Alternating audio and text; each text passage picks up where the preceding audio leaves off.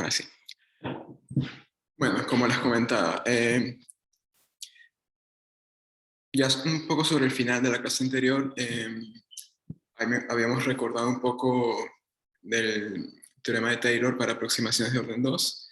Esto nos ayudaba a tener como que una cierta intuición geométrica de por qué el criterio de la Hessiana afirma lo que afirma. Bien. Entonces, bueno, lo que vamos a hacer ahora es una demostración formal de uno de los casos del criterio.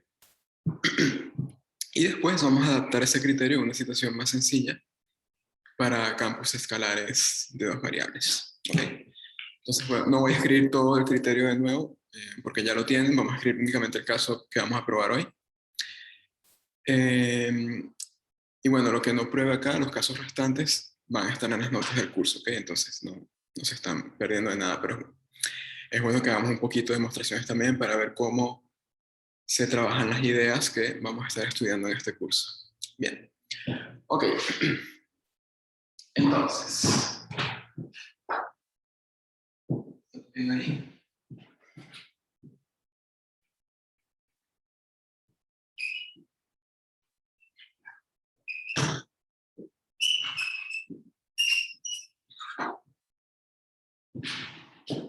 Bueno, recordemos, teníamos un campo escalar de clase C3. Sí, recuerden que clase C3 significa que sus derivadas parciales existen y son continuas hasta orden 3. ¿Ok? Entonces, un campo de clase C3. Tomamos X0. Un punto crítico.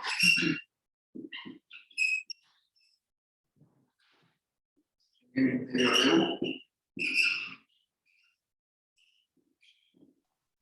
¿Sí? Entonces. Una pregunta. No sé si lo explicaste ya. ¿Por qué tiene que ser C3 y no C2? El diferencial de orden 2 de F. 0. Es una forma cuadrática definida positiva. Sí, recuerden que una forma cuadrática es definida positiva si al evaluarla en cualquier vector de nulo siempre me da algo estrictamente mayor que 0.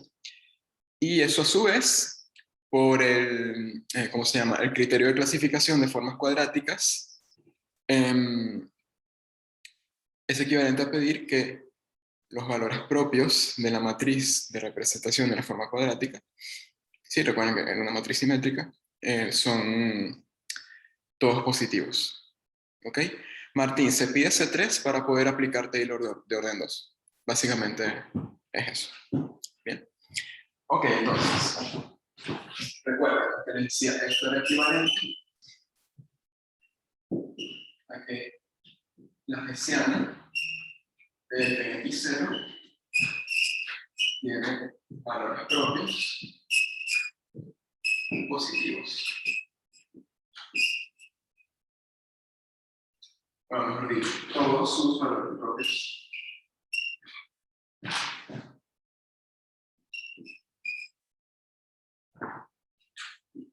Y bueno, entonces esto ocurre si solamente si F alcanza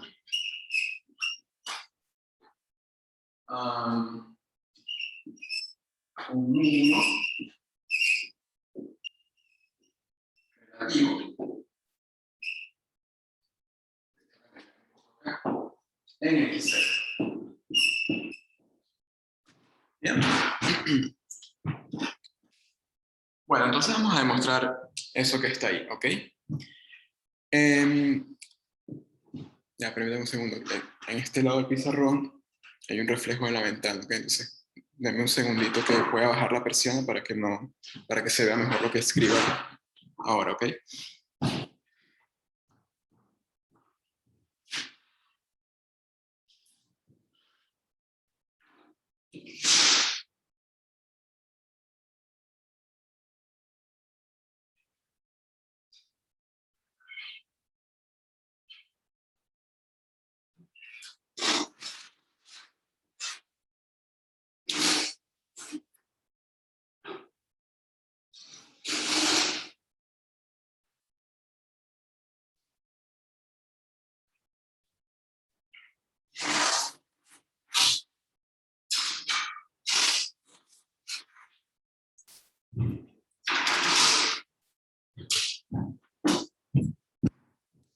Ahora sí queda un poco mejor.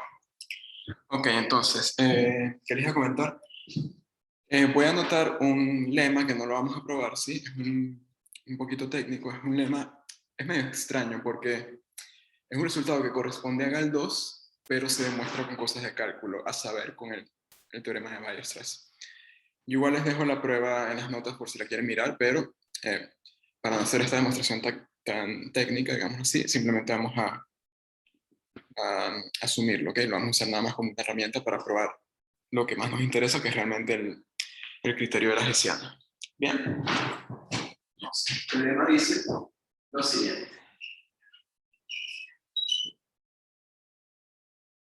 Así que fijan,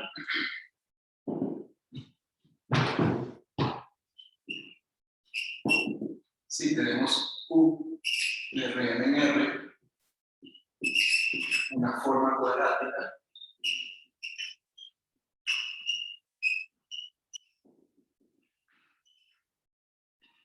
definida positiva, entonces existe M mayor que 0, tal que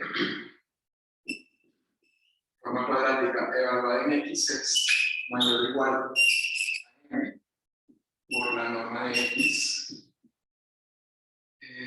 al cuadrado, ¿sí? Y esto ocurre para todo X en R. ¿Okay? Tenemos esa desigualdad, ¿sí? No se preocupen mucho de dónde viene, simplemente vamos a utilizarlo. Pero tiene sentido con el hecho de ser definida positiva. Recuerden que eso significa que este señor que está acá, para cualquier X que yo coloque, es mayor o igual a 0 y eso se anula únicamente cuando el vector X es 0. ¿Okay? Entonces, bueno, tiene sentido pensar que lo que saque de esto lo puedo acotar inferiormente por una constante positiva multiplicada por la norma al cuadrado en este caso. Bien. Entonces, bueno, vamos a hacer la demostración del criterio. Tiene una partecita que es un poquito técnica, pero no es un resultado difícil. ¿Ok? Entonces, bueno, presten atención.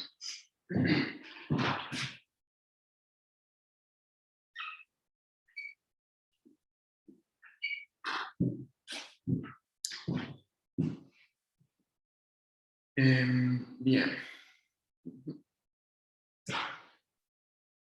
A ver, estoy pensando si hay una implicación que conviene hacer primero.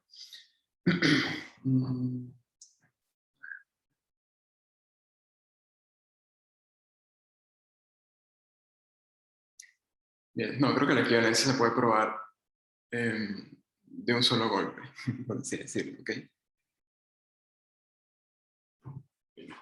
Bien, si nosotros recordamos en la clase anterior que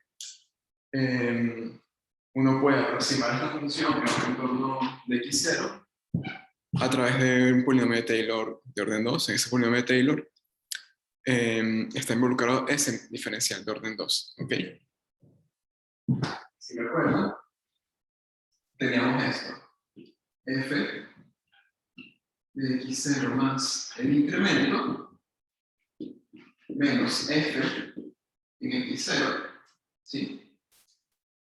Eso lo podríamos escribir como el diferencial de orden 1 en x0 evaluado en el incremento más un medio del diferencial de orden 2 en x0 también evaluado en el incremento más el resto de orden 2 evaluado en el incremento, ¿sí? Recuerden que ese resto tenía unas propiedades bastante especiales, ¿no? Que las voy a anotar en un segundito, pero antes de eso, fíjense que esa aproximación que tenemos allí, bueno, no es una aproximación realmente, es una igualdad, es una aproximación, es esto de acá, ¿sí? Que sería el polinomio de Taylor de orden 2. Recuerden que estamos asumiendo que x0 es un punto crítico, entonces el diferencial de orden 1 se nos va. ¿Okay? Entonces, bueno, nos podemos olvidar de este término que está acá. Y bueno, esto queda escrito de una manera un poco más sencilla. Es la siguiente, por cierto, recuerden que delta x, este incremento, es x menos x0 con x en el dominio de la función. ¿Okay? Entonces, fíjense una cosa. ¿Esto quién sería por un lado? Bueno, esto es f de x menos f de x0, sí. Lo mismo que f de x0 más el incremento menos f de x0 es medio diferencial de orden 2 en x0 evaluado en el incremento más el resto de orden 2 evaluado en el incremento, donde este señor cumple el límite cuando el incremento tiende a 0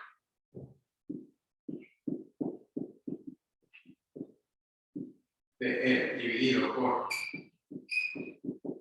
la norma cuadrada del incremento, eso vale 0, ¿sí? El resto de orden 2 llega a 0 a una velocidad más rápida que la norma al cuadrado, ¿sí? Eso geométricamente lo que dice es que esta aproximación que está acá, es decir, esa superficie cuádrica que aproxima a la función f en un entorno del x0 es una buena aproximación, como que se va pegando, digámoslo así, a la gráfica de la superficie. Bien. Ok. Bueno, entonces tenemos eso allí. ¿Cómo lo usamos para probar ese criterio de la hessiana? Bueno, fíjense una cosa.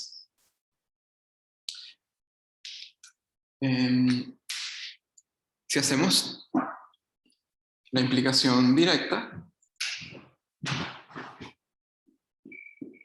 ¿sí? Vamos a concentrarnos primero en esa. Queremos probar lo siguiente.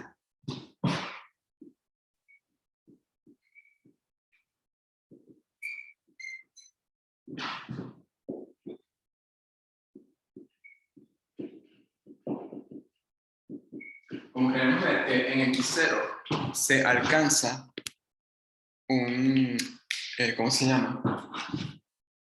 Un mínimo relativo, entonces hay que probar que esto es sí, mayor o igual a 0.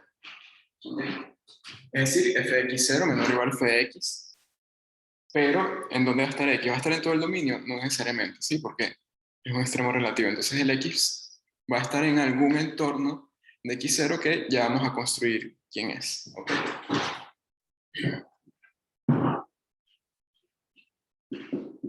X en un entorno de x0. Pero a su vez probar esto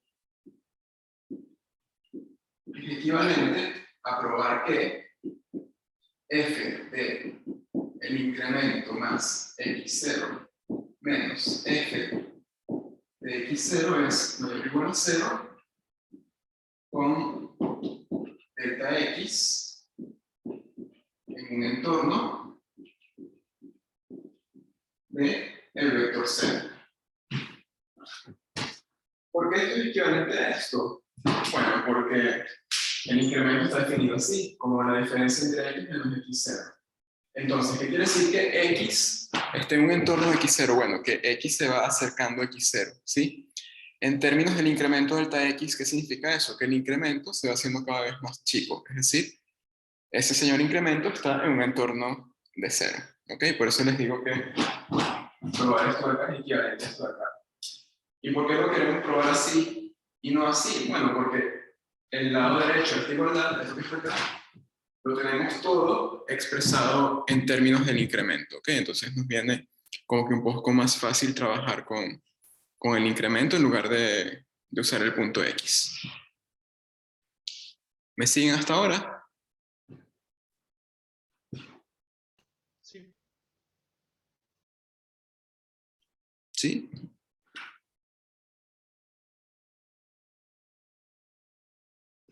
Vale, perfecto. Bueno, vamos a continuar acá.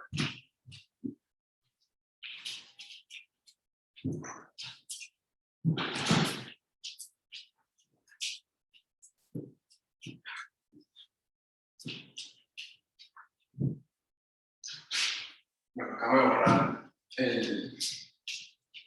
Bien, no, pero no importa.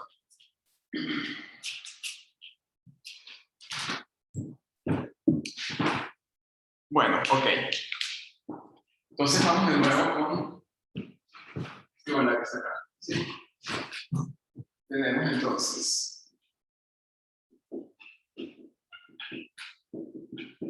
sí, para pasar un poco limpio, vemos que esta diferencia es un medio del diferencial de orden 2 de la función x0 evaluada a delta x más el resto de orden 2 evaluado a delta x. Bien. Vale, entonces, queremos probar que esto es mayor o igual a 0. Bien, entonces,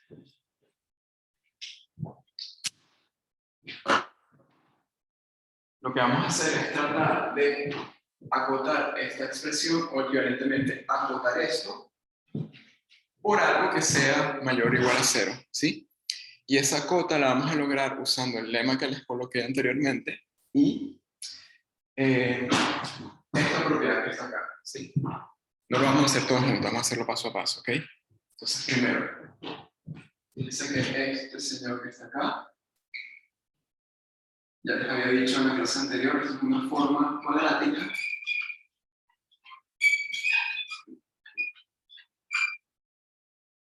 ¿y cómo se define? Bueno, recuerden que las formas cuadráticas,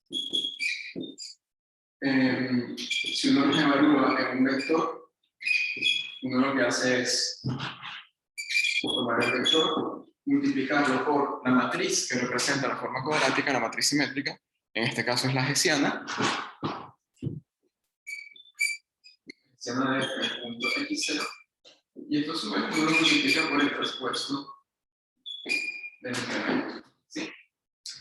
Hay gente que, de hecho creo que la nota está así, coloca el traspuesto acá y acá no. Eso no importa, ¿ok? Eso tiene que ver con si están considerando delta x, si lo están escribiendo, mejor dicho, como un vector fila o como un vector columna. Ya está, la diferencia es esa. Bien. Ok. Ahora, esta forma cuadrática, si suponemos que es definida positiva, vamos a anotarlo por acá, definida positiva, entonces existe una constante mayor que 0 para que este diferencial de orden 2 en x0 evaluado en delta x es mayor o igual que m por la norma de delta x al cuadrado. ¿Sí? Entonces, ¿qué es lo que tenemos? Bueno, ya tenemos una primera cota de toda esta expresión por algo que esto que está acá siempre es mayor o igual a 0. ¿Por qué? Porque la constante es positiva y esta norma es mayor o igual a 0. Bien, entonces va a quedar f de x más delta x menos f de x0 es mayor o igual a m sobre 2 por la norma del incremento al cuadrado. Y no nos olvidemos del resto. Sí, bueno, entonces acotamos por abajo con algo que puede que nos convenga o no. A ver, no necesariamente esta nueva expresión va a ser mayor o igual a 0. Este sumando y este acá ya sé que es mayor o igual a 0. Ahora, ¿qué vamos a hacer? ¿Cuál es el siguiente paso para poder obtener esto que está acá? ¿Qué es lo que queremos? Bueno, vamos a acotar el resto de orden 2 de una manera conveniente para poder obtener una cota final, ¿ok? ¿Cómo haríamos eso? Bueno, fíjense que acá aparece la norma cuadrada del incremento, ¿sí? Por otro lado, yo tengo un límite que me relaciona la norma cuadrada con el resto de orden 2. Y esa es la información que tenemos acá. Sí, que la vamos a usar ahorita, pero primero hay una pregunta por acá. Sí, Agustín, a ver. Sí, es que en cualquier caso, si es definida positiva o negativa, va a ser un paraboloide elíptico, ¿sí? O circular, bueno, elíptico en general. La diferencia entre máximo y mínimo es dependiendo hacia dónde abra el paraboloide, si abra hacia arriba o hacia abajo, ¿ok? Cuando hay un punto de silla, también la aproximación por Taylor para la función es un paraboloide, pero se parecería más a un paraboloide hiperbólico en lugar de un paraboloide elíptico. Bien. Pero sí, como dice Martín, en general, la aproximación que corresponde al diferencial de orden 2 es una superficie cuádrica. Bien. Perfecto, entonces, ahora vamos a usar la información que corresponde al límite. ¿Ok? De hecho, eso déjeme hacerlo acá abajo. ¿Qué quiere decir que ese límite sea 0? Bueno, definición epsilon delta, sí, la de toda la vida. Ya vamos a ver cómo aplicar, ¿ok? Pero en principio lo que esto dice es que para todo epsilon positivo existe un delta mayor que 0, ya que si la norma de delta x es menor que delta, entonces el valor absoluto del resto de orden 2 evaluar delta x sobre la norma de delta x al cuadrado es menor que epsilon. O en otras palabras, ya que nos vamos a referir a entornos, esta implicación lo que dice es que menos epsilon es menor que el resto de orden 2 evaluado en incremento dividido norma de x al cuadrado, que esto a su vez menor que epsilon para todo delta x perteneciente a una bola de centro 0 y radio delta. ¿Sí? Bien, perfecto. Fíjense que acá no necesariamente coloco intersección con el dominio porque al ser x0 un punto interior, yo puedo tomarme la bola lo suficientemente pequeña para que quede contenida totalmente en el dominio. ¿Ok? Bueno, entonces, esto que les acabo de colocar acá, la definición de ese límite, eso funciona, recuerden, para cualquier epsilon que yo considere. En particular, va a funcionar para epsilon medios. Perdón, epsilon medio no, epsilon igual a m sobre 2. ¿Sí? Entonces, tomando epsilon igual a m sobre 2, se tiene que el resto de orden 2 evaluado en incremento,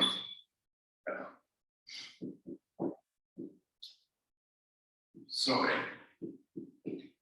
la norma del incremento al cuadrado es mayor que menos m sobre 2. ¿Sí? Estamos usando esta parte de la desigualdad.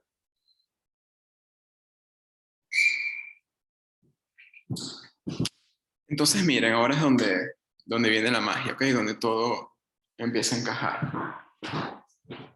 Continuando esta cadena de implicaciones, tendríamos entonces que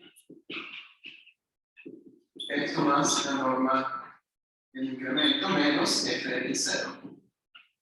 Sí, eso es mayor o igual que m medios norma del incremento al cuadrado más el resto de orden 2. Y eso a su vez va a estar acotado inferiormente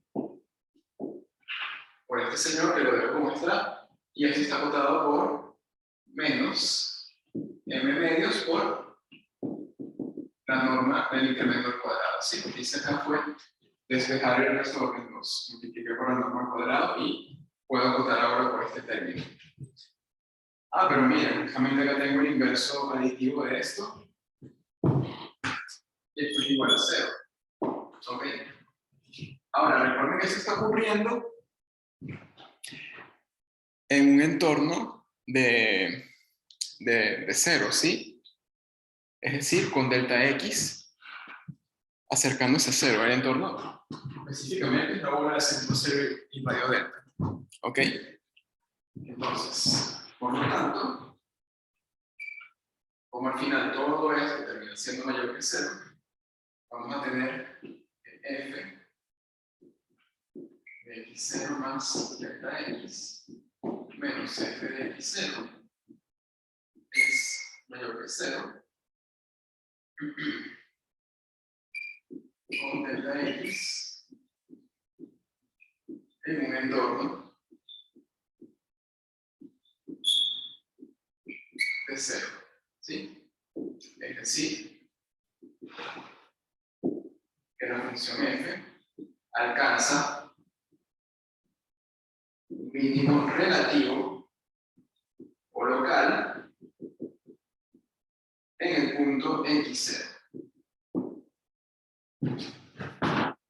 ¿Bien? ¿Se entendió eso? Sí.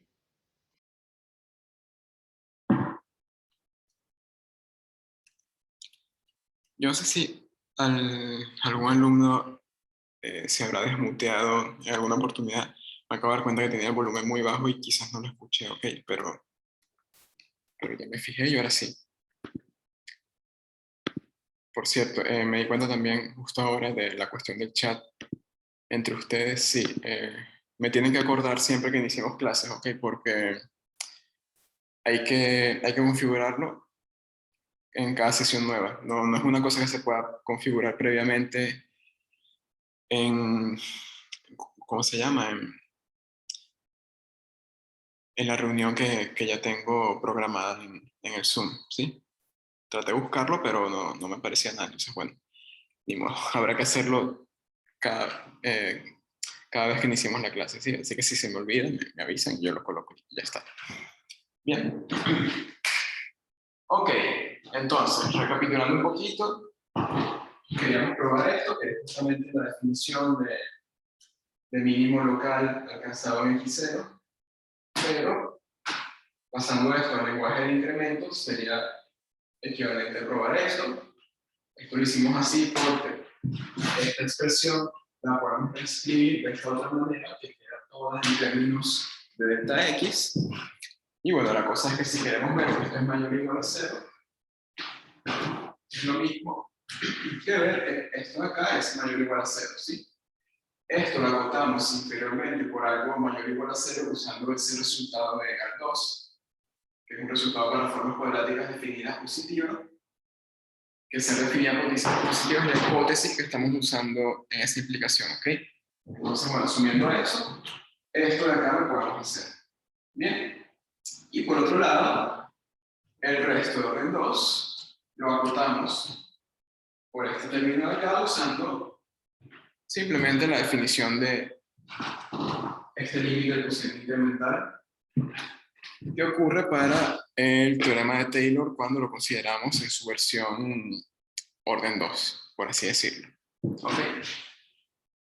Entonces, bueno, viene bastante bien porque al final estas cosas se cancelan y me queda justamente lo que quería probar. ¿Sí? No necesariamente había que tomar epsilon igual a m medios. Pudieron haber tomado epsilon m tercios, m cuartos, ¿sí? Por ejemplo, si hubiesen tomado m cuartos, esto acá no cancela, pero les queda algo, esa diferencia les va a dar algo estrictamente positivo, ¿ok? Igual llegan a lo mismo.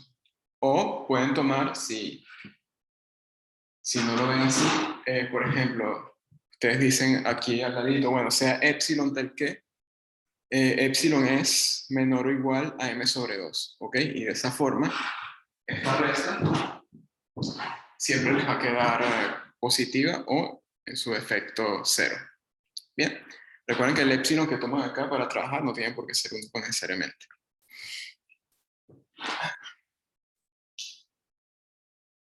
Y bueno, la otra implicación es parecida, ¿ok? Es algo análogo. Esa no la voy a hacer porque ya tomamos media hora de la clase en esto, pero bueno, sí. Si quieren revisar las notas de curso, ahí está, pero es bastante parecido al argumento, ¿sí? Cuando uno supone que la forma cuadrática de orden 2, el diferencial de orden 2 es definida negativa, bueno, en ese caso lo que hay que hacer es repetir esta demostración, pero con una función g que la define así, ¿sí? El diferencial de orden 2 para f va a ser definido negativo, pero bueno, lo que hace es multiplicar por menos, y les queda que el diferencial de orden 2 para g va a ser definido positivo, y repiten la misma prueba, ¿ok? Entonces ese caso no hace falta hacerlo. El caso que sí es diferente es cuando el diferencial de orden 2 es una forma cuadrática indefinida, ¿ok? Esto no se hace usando resultados de este estilo, sino la idea de la prueba es otra, pero no la vamos a hacer hoy acá, ¿ok? Se las dejo en el material escrito. Una Perdón. pregunta, el recíproco de esto, o capaz que me perdí. O sea, esta era la prueba del directo, ¿no? El directo, correcto. Ah, bien, eso. Sí, sí. Bien.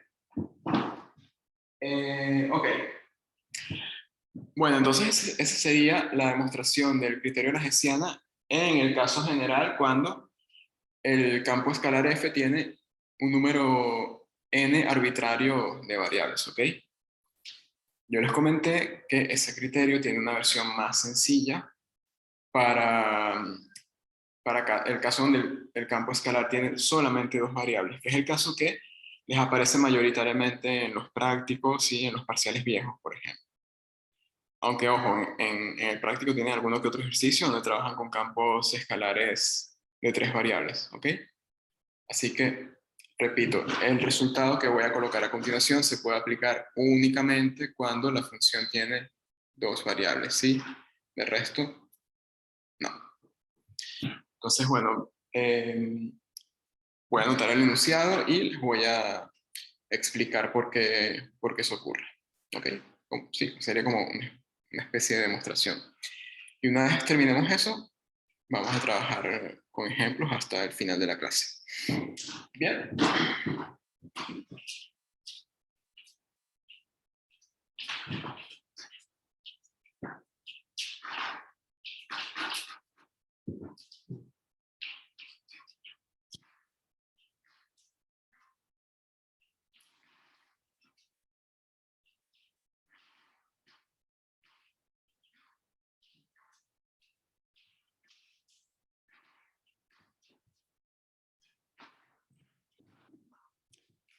Entonces,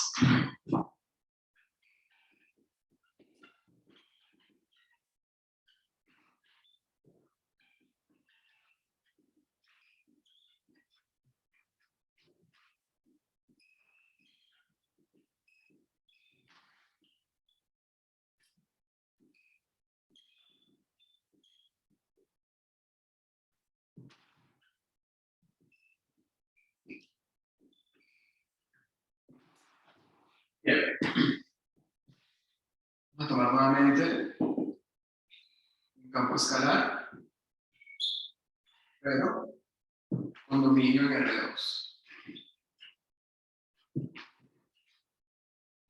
De clase C3.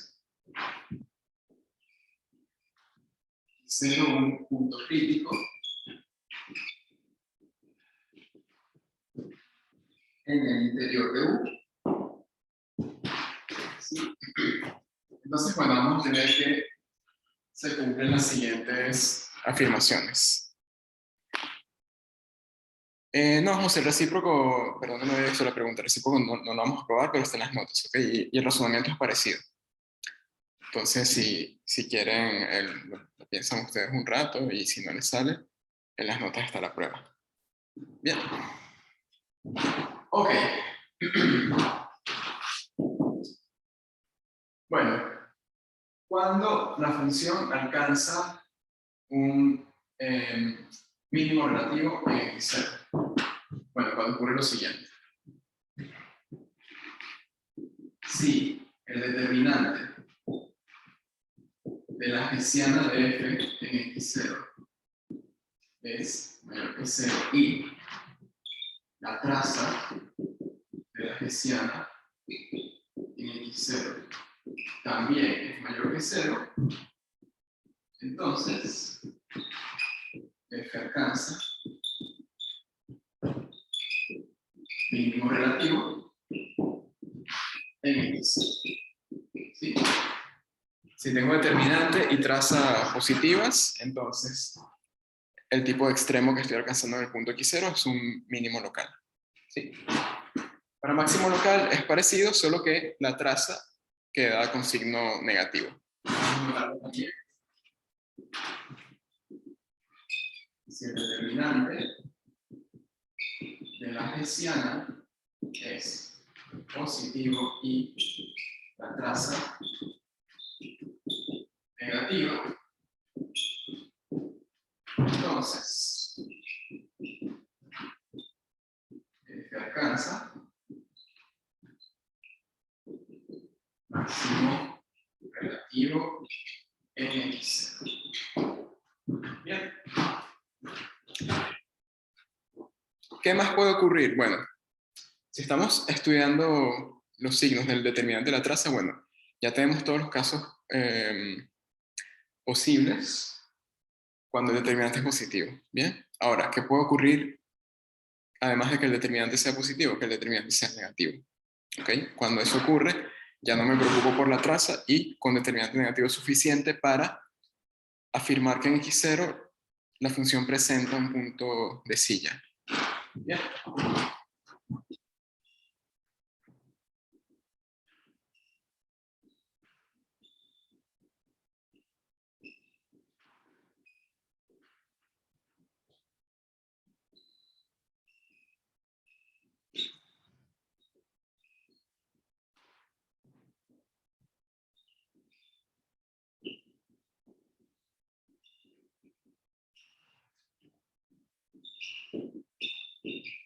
Bueno, un punto de silla es un punto crítico que no es ni máximo ni mínimo relativo. ¿Ok? Eso lo que significa es que no importa qué entorno yo considere, si es muy grande o muy pequeño, no importa, siempre voy a poder encontrar dos puntos, x1, x2 cercanos a x0, donde f en x1 va a ser mayor que f de x0 y f de x2 va a ser menor que f de x0. ¿Ok? Siempre se puede hacer eso, no importa qué tan cerca yo esté del punto x0. Y bueno, finalmente, el caso donde el criterio no decide, cuando el determinante vale 0. Bien.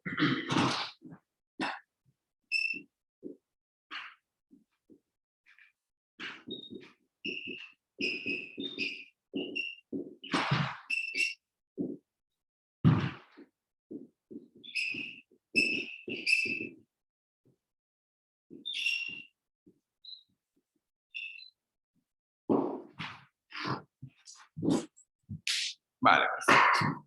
Bueno, eso sería la traducción del criterio versión general que vimos, pero para este caso específico, donde el campo escalar tiene únicamente dos variables. Para el caso del campo escalar de una variable, es el criterio de la derivada segunda que vieron en el curso de cálculo, ¿ok? ¿Qué es lo que ocurre allí? Que este señor se convierte, el determinante y la traza, se convierten en f' en x0. ¿Sí? Eso es lo que ocurre en ese caso. Bien.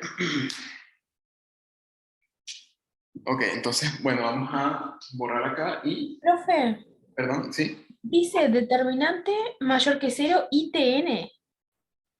No, TR, traza. R. Ah, ahí está, gracias. No, no hay problema. Entonces, bueno, vamos a analizar únicamente por qué el enunciado toma esta forma para el caso 1. Bien. Los otros dos se deducen de manera similar, ¿ok? No hace falta que los hagamos todos. Entonces, bueno, vamos a ver por qué. Si esto y esto se cumple, entonces en X0 hay se alcanza un mínimo local.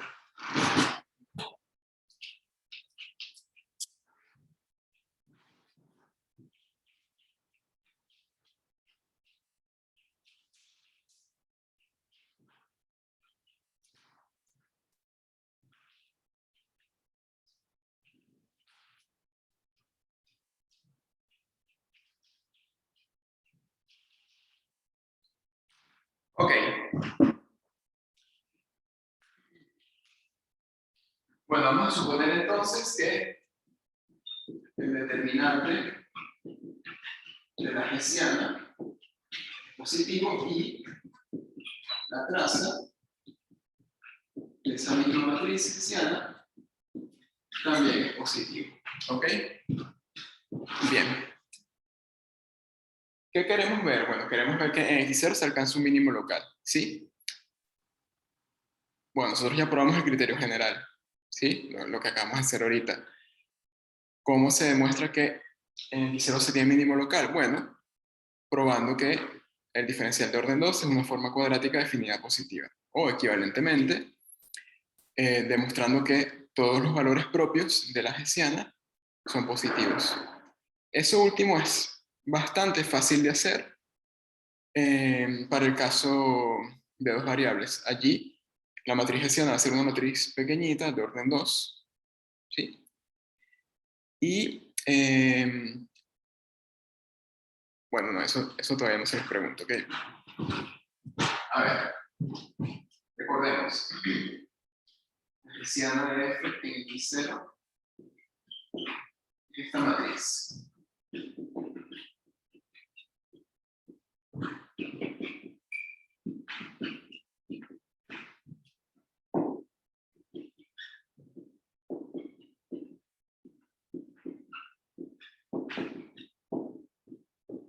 ¿Sí? Es una matriz de orden 2 con coeficientes reales y simétrica.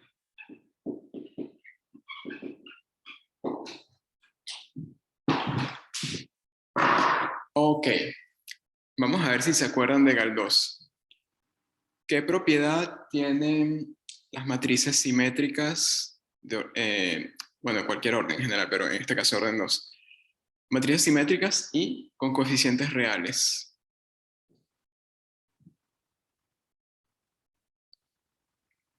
¿Vieron el teorema espectral? ¿Se acuerdan de lo que decía el teorema espectral de Galdós? Ajá, por acá Gonzalo, bueno, lo hiciste como una pregunta, pero vamos a valértelo como respuesta correcta. Sí, la matriz es diagonalizable. ¿Ok? Teorema espectral, Galdós. Si no vieron Galdós, no hay problema, se los digo acá, ya lo van a ver a futuro. Y si lo vieron y no se acuerdan, bueno, acuérdense, el teorema espectral para matrices simétricas lo que dice es que si uno tiene una matriz simétrica con coeficientes reales, esa matriz siempre es diagonalizable. ¿Qué quiere decir que la matriz sea diagonalizable? Bueno, que es semejante a la matriz diagonal, cuya diagonal, valga la redundancia, está formada por sus valores propios. Bien, entonces, esta matriz que está acá es semejante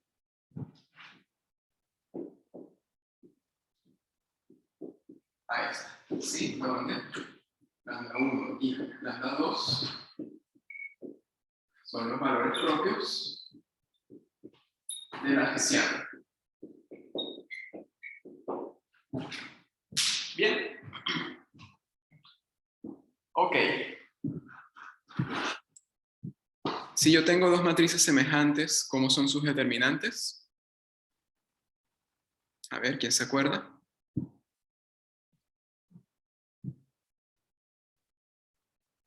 Tienen el mismo determinante. Correcto, tienen el mismo determinante. ¿Y con la traza qué pasa? Lo mismo. Exactamente. Muy bien, Martín. Matrices semejantes, recuerden, GAL1, tienen el mismo determinante y la misma traza. ¿Ok?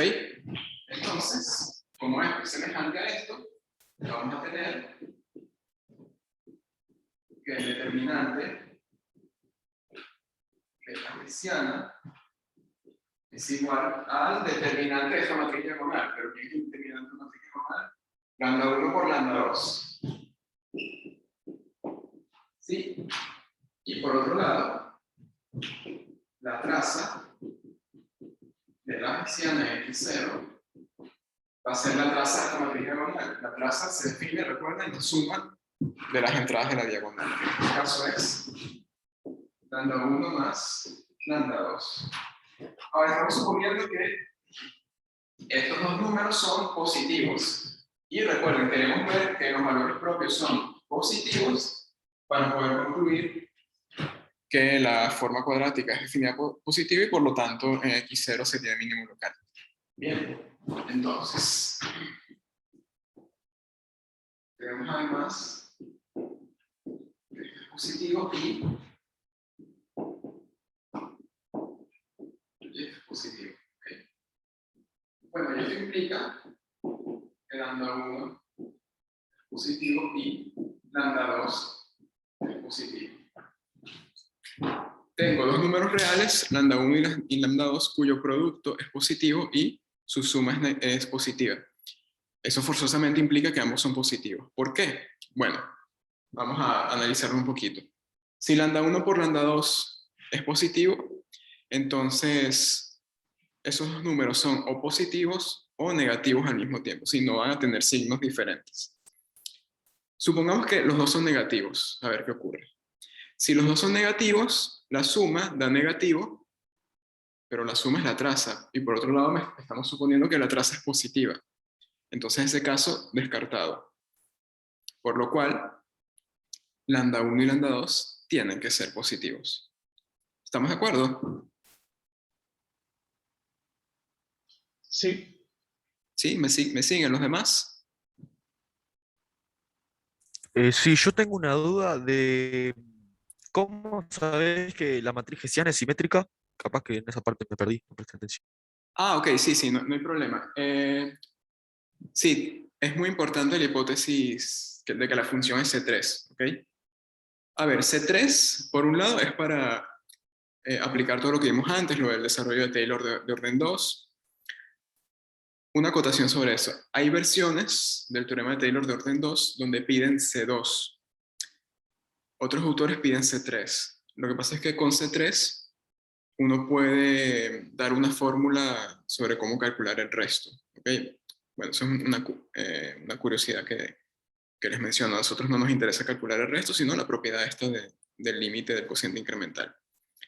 Ahora, por otro lado, dejando eso aparte, lo importante acá, que tiene que ver con la simetría de la matriz, es que si la función es C3 va a ser C2. Recuerden que si una función es C2, las derivadas, hay un resultado que se ve en el curso anterior, las derivadas parciales de orden 2 cruzadas, es decir, esta fxy y fix coinciden. ¿Ok? Realmente en esta entrada lo que tendría que ir es esto, f y x. Pero esas derivadas son iguales, ¿sí? Por ser C2. C2 implica entonces que la matriz hessiana es simétrica. Bien. Exactamente, por acá también lo dijeron en el chat. Martín, no recuerdo si se llama teorema de Schwartz. Sí, me suena el nombre. La verdad es que los libros que tengo, el Apóstol y el Marsden, no le ponen nombre, pero sí, creo que hay gente que lo llama teorema de Schwartz. Bien, bueno, perfecto. Entonces, la simetría es por eso, porque la función es de clase C2. Bien. Fíjense que esto no habría sido posible para una función de 3 variables, por ejemplo. Me hubiese quedado acá lambda 1 por lambda 2 por lambda 3 y acá lambda 1 más lambda 2 más lambda 3. Si estas dos cosas son positivas, me quedo corto para poder determinar los signos de la trazada determinante. Sí, por ejemplo, en el caso de 3 valores propios, supongamos que los valores propios son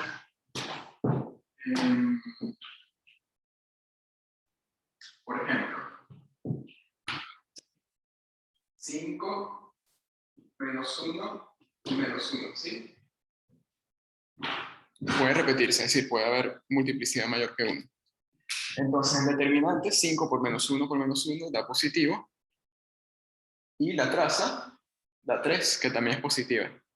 Sin embargo, tengo valores propios positivos y negativos, por lo que se tendría un punto de silla en lugar de un, ¿cómo se llama? De un mínimo relativo en x0. ¿Okay? Entonces, fíjense que para 3 o más variables, este razonamiento que hicimos ya no va a funcionar. ¿Sí? ¿Se entendió eso?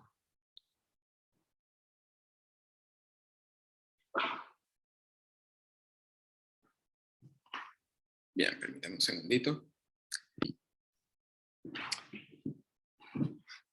Bueno, preguntas de esto. Si no, voy a ir borrando acá, ¿ok?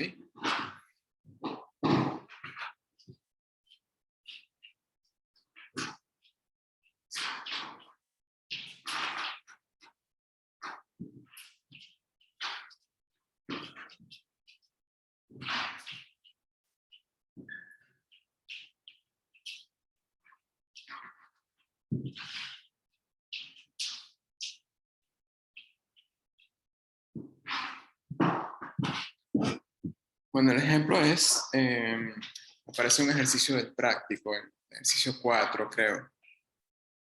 No sé si en los demás prácticos ya lo trabajaron, capaz en práctico sí, en otro no. No importa, lo hacemos acá también porque hay cosas bien interesantes que comentar. Un estudiante que preguntó este ejercicio en un foro, porque tenía una duda justamente con los puntos críticos en la frontera del dominio de cierta función y bueno, me parece que la pregunta es interesante, ¿ok? Entonces, también tiene que ver con una pregunta que hizo Martín, creo que fue en la clase del miércoles pasado, me parece. Entonces, bueno, para cerrar ya con este tema,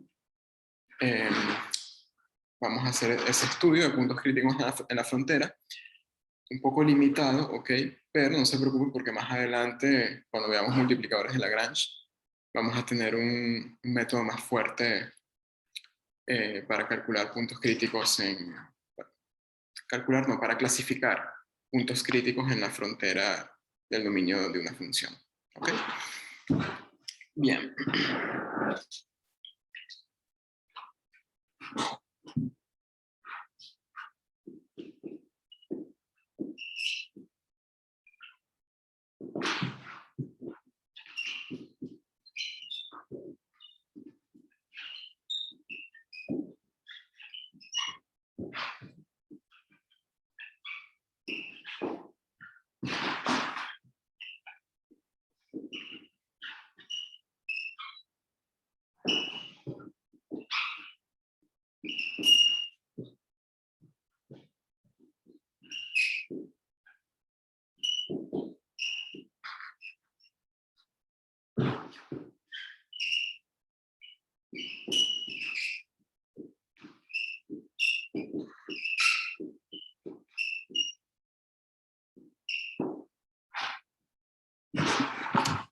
Bien. Pues entonces, a trabajar. Tenemos esa función que perfectamente se podría definir sobre todo R2, sí, pero la estamos considerando únicamente restringida a ese cuadrado, sí. Ese es el intervalo 0,1 por el intervalo 0,1 es el cuadrado de la Entonces, bueno, hay que hallar los puntos críticos y clasificarlos. ¿Cómo hallarlos? Bueno, calculamos el gradiente, lo de siempre, ¿no? Calculamos el gradiente, lo igualamos a 0 y vemos qué nos queda. Entonces vamos a hacer eso.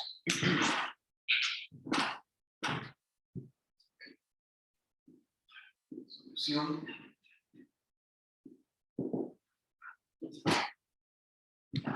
Vamos a calcular de una vez tanto las derivadas de orden 1 y de orden 2. Y las de orden 2 las vamos a usar más adelante para explicar otras cosas. Bien. Bueno, primero voy a reescribir la función de esta manera. Xi menos x al cubo y menos xy al cubo. ¿Sí?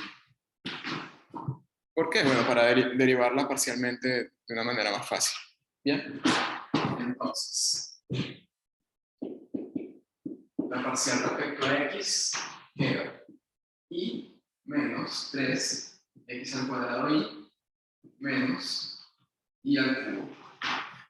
Y la parcial respecto a y queda x menos x al cubo menos 3x y al cuadrado.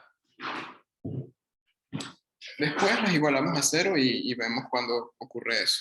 ¿Okay? Por otro lado, vamos a calcular una vez las derivadas parciales de orden 2 y las tenemos ahí para su uso futuro. La derivada parcial respecto a x dos veces es menos 6xy. La derivada parcial respecto a xy es 1 menos 3x al cuadrado menos 3y al cuadrado. ¿Sí? La parcial de x respecto a y da lo mismo, porque estamos trabajando con una función de clase C2.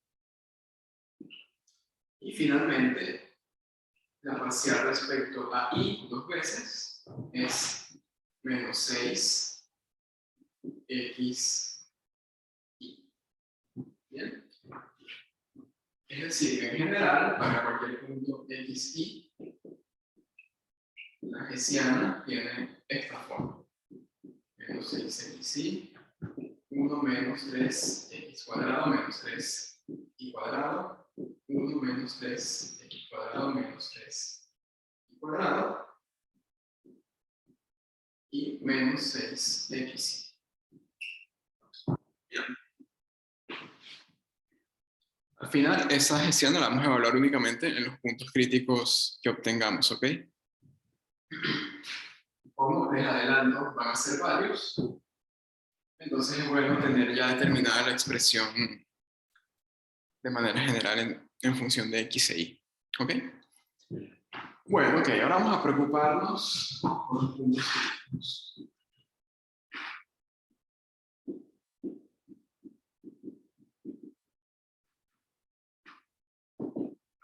Sí. Vamos a tomar esas dos parciales de orden 1, las igualamos a 0 y vemos qué nos queda. Fíjense que acá tengo y como factor común y acá x como factor común. ¿Sí? Entonces queda una primera ecuación y 1 menos 3x cuadrado menos y cuadrado igual a 0 y x 1 menos x cuadrado menos 3y cuadrado igual a 0. ¿Ok? Tenemos un sistema de dos ecuaciones que no necesariamente son ecuaciones, bueno, no necesariamente no, en este caso, no son ecuaciones lineales. Bien. Entonces, bueno. Sin embargo, son parecidas. ¿En qué sentido? En ambas tengo el producto de dos números reales igualado a 0. Y recuerden que eso ocurre cuando alguno de ellos es 0. ¿Ok? Entonces, a partir de ese hecho, vamos a desglosar varios casos para poder encontrar finalmente los puntos críticos. Bien. Ok, bueno, vamos a continuar acá.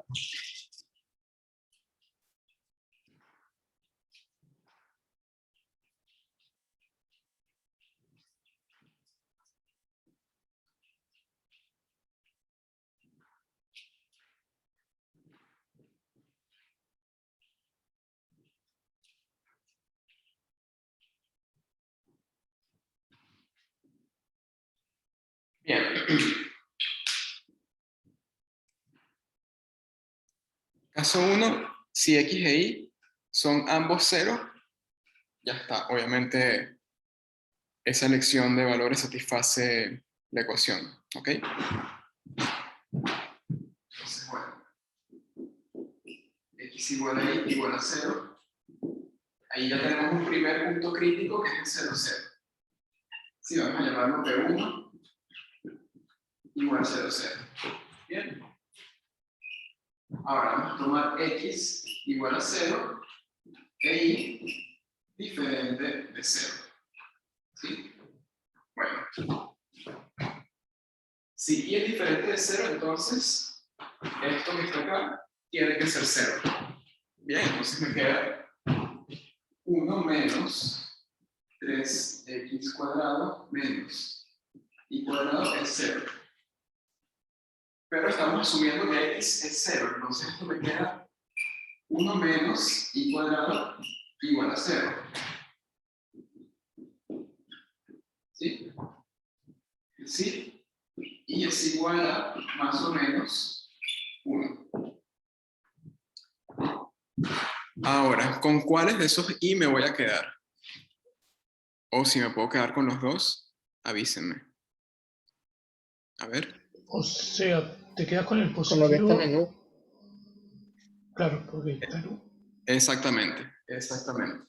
¿Sí? Recuerden que U es el cuadrado 0,1 por 0,1. ¿Sí? Así que lo dibujamos acá.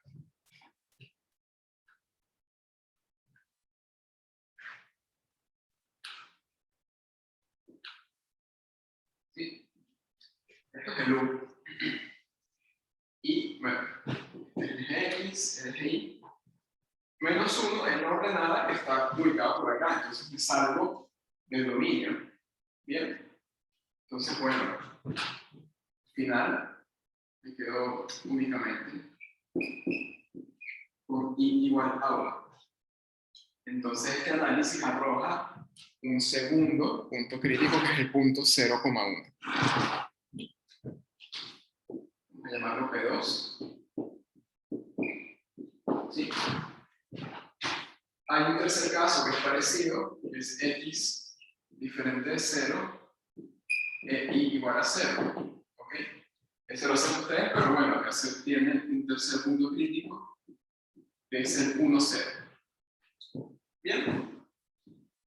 Y finalmente, el caso que es un poquito más complicado que los anteriores, pero no tanto, es cuando tanto x como y son distintos de 0.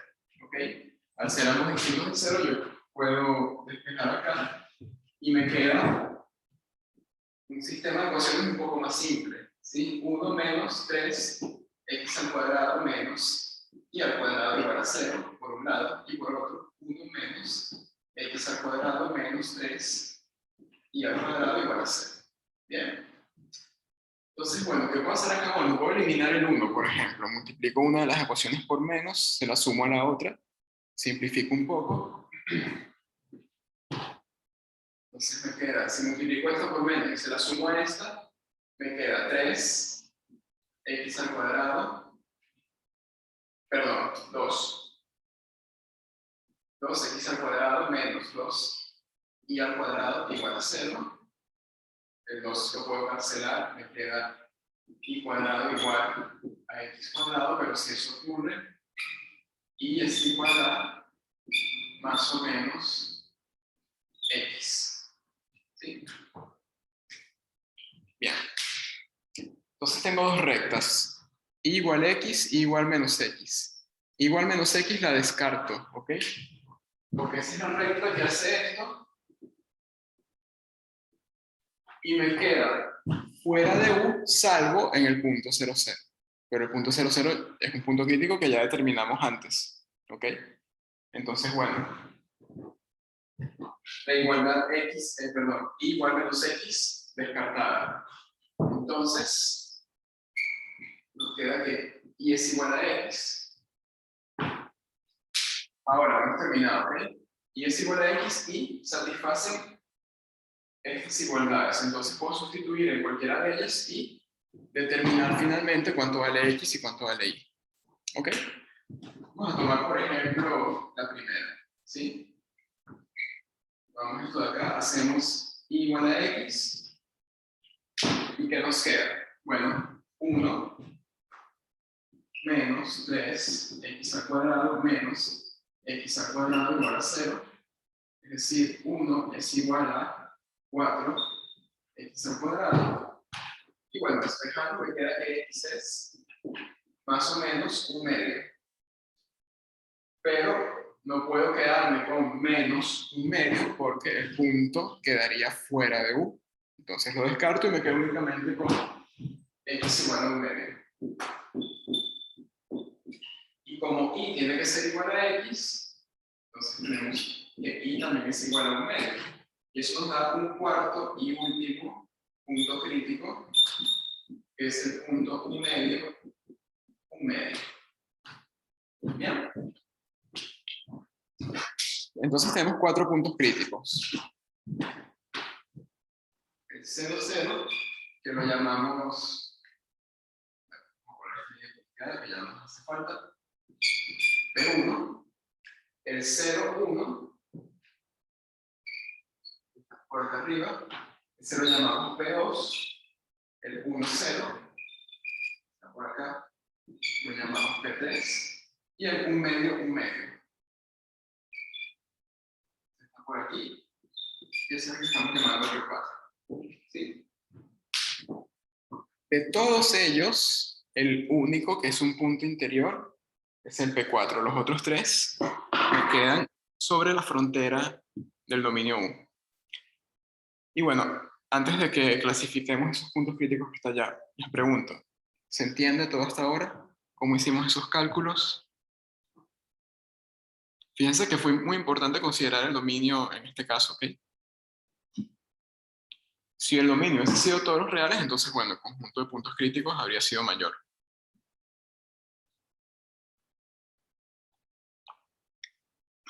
Bueno, ¿todo bien entonces? Bueno, vamos a clasificar, ¿ok? Primero vamos con el punto interior, ¿sí? Y así aplicamos el criterio que recién vimos.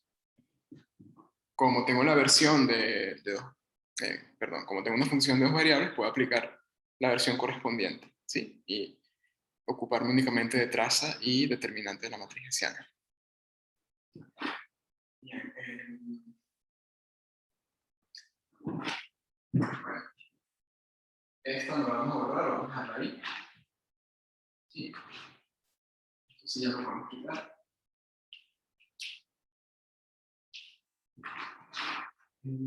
Vamos a dejar el enunciado.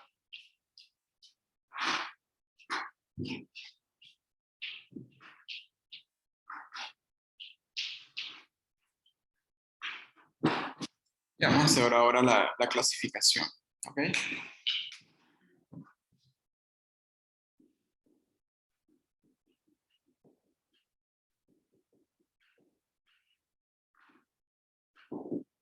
Bien.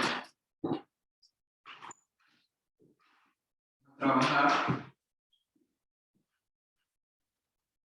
primero con el punto interior, ¿sí? El P4.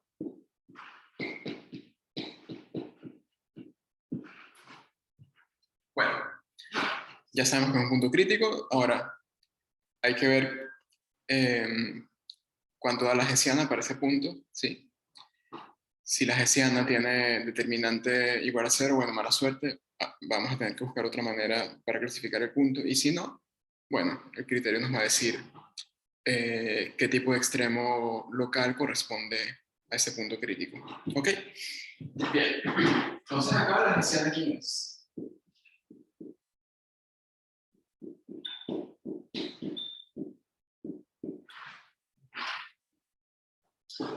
Bueno, simplemente sustituyo acá. Sí, me queda menos 6 sobre 4 en la primera frase y menos 3 sobre 2.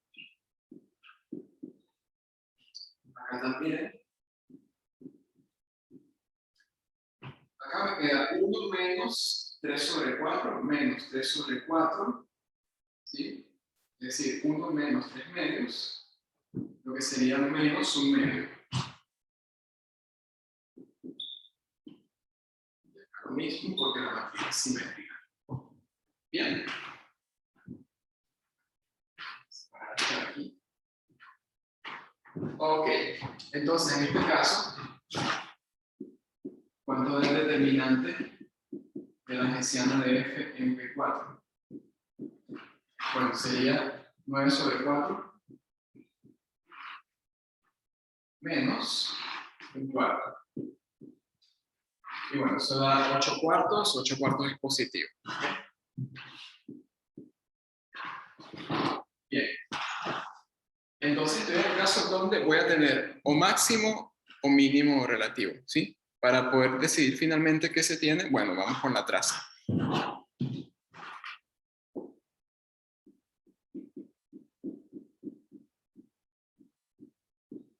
Bueno, la traza es menos 3 medios, menos 3 medios. Estoy sumando los números negativos, la negativa. ¿Okay? Entonces tengo determinante de la hessiana positivo, traza negativa. El criterio me dice que en P4 se alcanza un máximo relativo. Bien.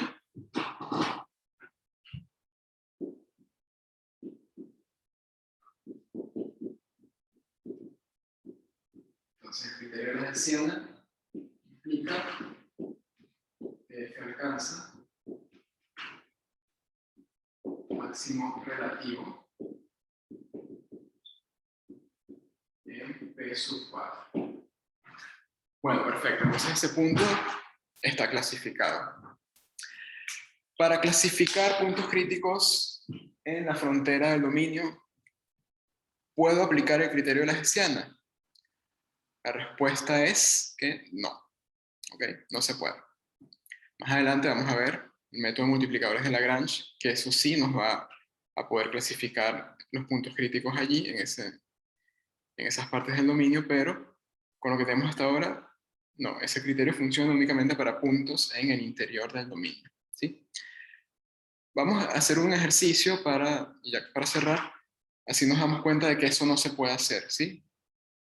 Vamos a tomar uno de esos puntos críticos que quedó en el borde, el 0, 0, los otros dos los trabajan ustedes, ¿ok? Vamos a trabajar con el 0, 0, vamos a ver que si aplicamos el criterio de la hessiana, vamos a llegar a una conclusión incorrecta. ¿Bien? Ok. Bueno, repito, les dejo para que analicen P2 y P3. ¿Okay? Yo voy a clasificar únicamente el 0, 0. Entonces, bueno, esto lo podemos borrar.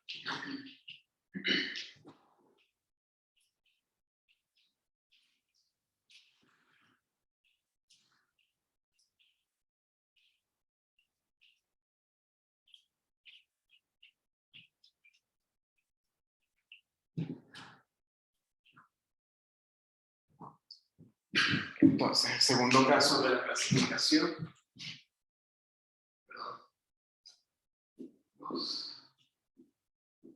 1. 0, 0. ¿Ok? Vamos a ver qué pasa si aplicamos distraídamente el criterio de la hessiana. En ese caso, la matriz hessiana es 0, 0. ¿Cuánto da? Bueno, me queda 0, 1, 1, 0. ¿Sí? Esta es sencilla de calcular. Bien. Entonces, determinante,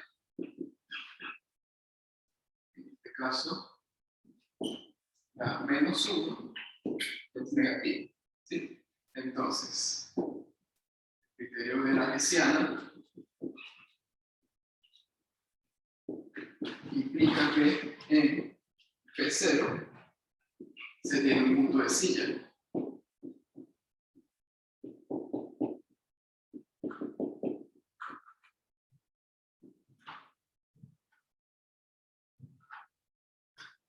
Ok. Pero eso es falso. Eso que está ahí es falso. Si, ojo, consideramos la función f restringida en ese dominio U, en ese cuadrado. ¿Ok? ¿Por qué eso es falso? Bueno, fíjense una cosa. ¿Sí? Vamos a estudiar el signo de la función f. ¿Bien? Vamos a hacerlo por acá. ¿Ok? f de xy es mayor o igual a 0, sí, solamente si x por y por 1 menos x cuadrado menos y cuadrado es mayor o igual que 0. Recuerden que el par xy está en u. En u, tanto x como y son mayores o iguales a 0. Entonces el signo de este producto, como esto que está acá siempre es mayor o igual a 0, el signo queda determinado por el signo de este señor que está acá. ¿Sí? Entonces decir que todo esto es mayor o igual a 0 es equivalente a decir que 1 menos x al cuadrado menos y al cuadrado es mayor o igual a 0. ¿Sí? O si lo prefieren, pueden decirlo así, que x al cuadrado más y al cuadrado es menor o igual a 1. Es decir, que la función es mayor o igual que 0 si yo estoy en u y a su vez en la circunferencia unitaria de centro 0 y radio 1. ¿Sí? Dicho de otra forma, si yo estoy acá,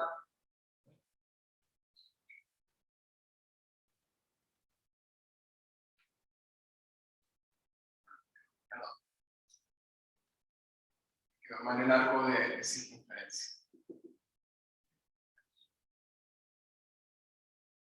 En esta región del dominio, la función es positiva.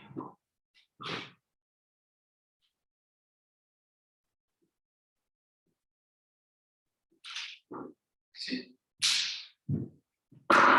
Porque eso es importante, bueno, fíjense. Tenemos además que f de 0, 0 vale 0, claramente. 0 es menor o igual, por lo que acabamos de ver, que f de xy. ¿Pero para cuál es xy? Para todos, no.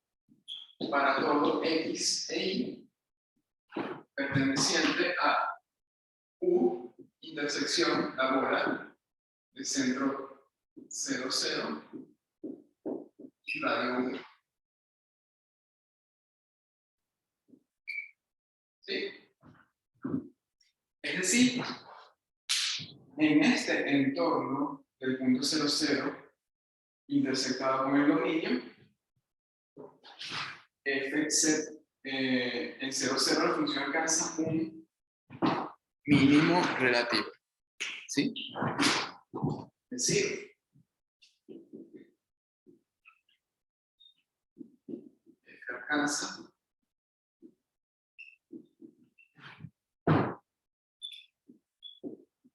mínimo relativo en 0, 0.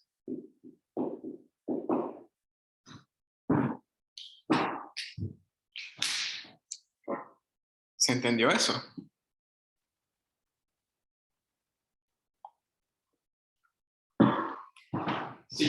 Si yo no me salgo del dominio y estoy cerquita del punto crítico P1 del 0, 0, no importa que tanto me acerque, la función siempre va a quedar mayor o igual a 0. ¿Ok? ¿Se entendió eso?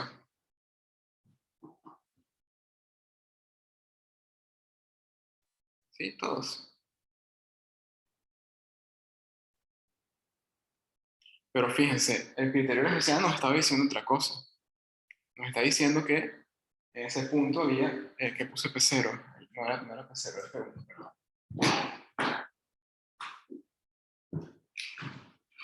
El criterio de la universidad está diciendo que en P1 había un punto de silla.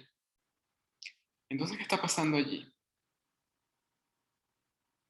Bueno, que recuerden que el criterio de la hessiana me pide que el punto crítico tiene que ser a su vez un punto interior del dominio de la función. ¿Ok? Para concluir, fíjense, vamos a sacarle un poquito más de jugo al ejercicio. ¿Qué habría pasado si yo considero en lugar de ese cuadrado un dominio abierto que contenga a dicho cuadrado? ¿Sí? Por ejemplo,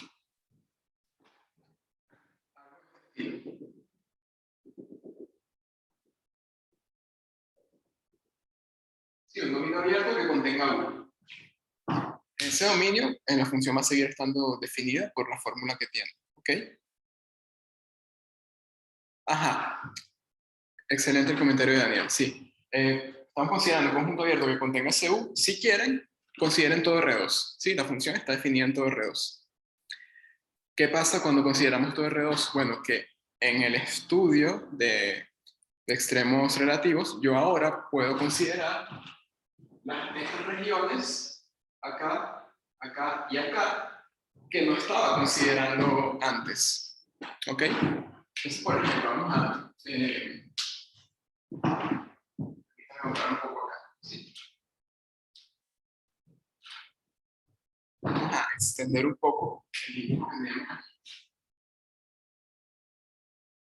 considerando todo R2. ¿Sí? Punto. Lo quitamos, este también. Y nos quedamos únicamente con el punto P1. ¿Sí?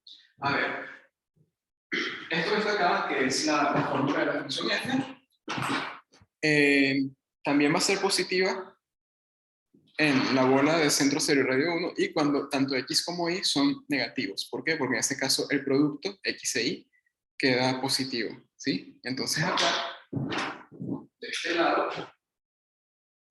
cerca del 0, 0, la función va a ser mayor o igual a 0. Ahora, ¿qué pasa si considero los otros dos cuadrantes? Que allí x e y tienen signos cambiados. Entonces el producto de x con y me da negativo. Y cerca de 0, 0, la función va a ser negativa o 0. ¿Sí? Es decir, que acá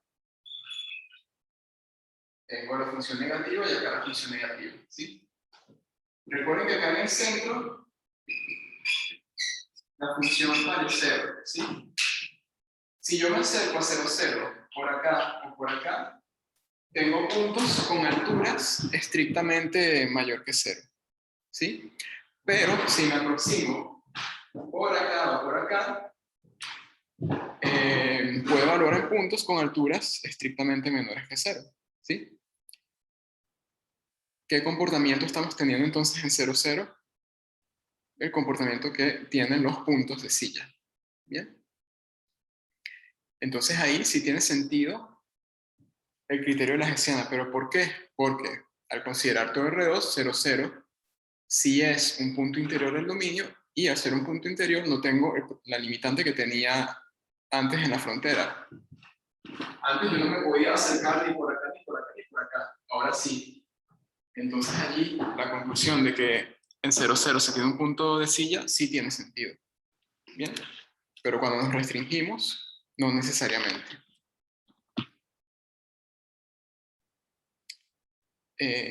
Ajá, por acá José pregunta cómo se clasifican los otros dos puntos.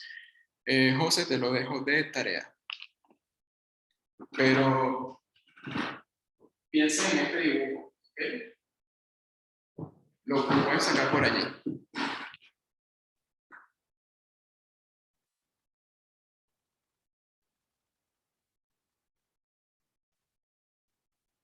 Sí, no exactamente de la misma manera, pero el dibujo puede ayudar. Bien. Entonces, bueno, piénsenlo y cualquier cosa, si no les sale, preguntan en el foro o me mandan un correo, como ustedes quieran. Bien. Bueno, señores, ¿alguna pregunta? Yo ya estoy terminando por hoy. Les comento lo que vamos a hacer la próxima semana, ¿ok? No, Joaquín, al contrario, gracias a todos ustedes por venir. Semana que viene, teorema de la función inversa y teorema de la función implícita. Una clase para cada teorema, ¿sí? Son teoremas sumamente técnicos con demostraciones muy complicadas y no me parece valioso invertir tiempo de la clase en demostrar eso, ¿ok? Yo podría, si lo quiero hacer con lujo de detalles, podría durar 2 clases nada más probando el teorema de la función inversa. Entonces, no. Lo que nos va a interesar es ver cómo los podemos aplicar, ¿sí? Para resolver cuestiones de cálculos de derivadas parciales, por ejemplo, para funciones para las cuales no necesariamente tengo su fórmula para hacer esos cálculos directamente. Y dentro de la parte teórica nos va a interesar ver cómo esos dos teoremas son equivalentes, ¿sí?